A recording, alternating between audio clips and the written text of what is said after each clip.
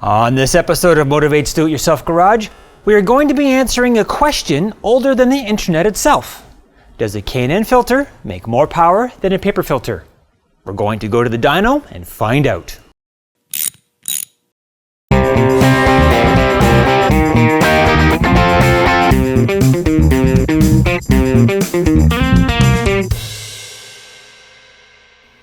We are now at active engines and the car is getting strapped to the dyno.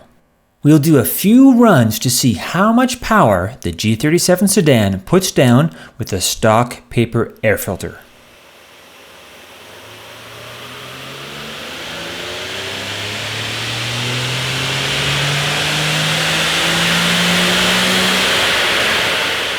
This graph shows the average of two dyno runs that were done 11 minutes apart.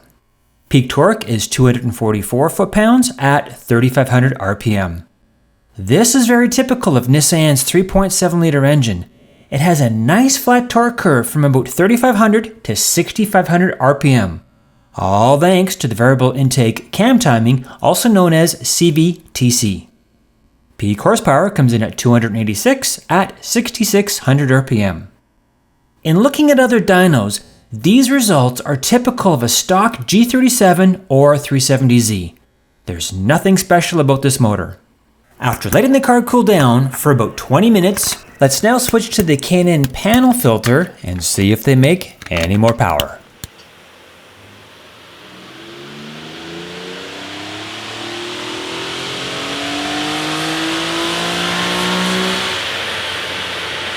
Just like before, this graph shows the average of those two runs.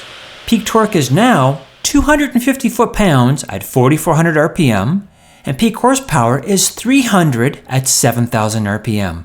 That's a peak gain of 6 foot-pounds of torque and 14 horsepower. Very nice. However, more important than the peak numbers are the gains from about 3,800 to 7,200 RPM. The average torque gain in this range is 6 foot-pounds and the average horsepower gain is 7. This is usable power. I'll bet some of you are saying, "Aha, you let the car cool down and that's why it made more power." Well, no. Using the OBD port, we data logged 18 engine sensors. For the K&N filter dyno runs, the average fuel temperature, engine oil temperature, and engine coolant temperature was only 1 to 3 degrees hotter than the stock runs. I'll bet some of you are saying, "Aha, you let the car run hot, that's why it made more power." Well, maybe. I really don't know. We have tried our best to have a fair, back-to-back comparison to see what the real gains are. We dynoed the same car multiple times on the same day, just a few minutes apart. The only change was a K&N panel filter. As far as I can see, it looks like the K&N panel filter is a worthy upgrade on the G37. In a future episode, we will answer the question, what are the gains when you add a Stillen catback exhaust? Stay tuned and you will find out.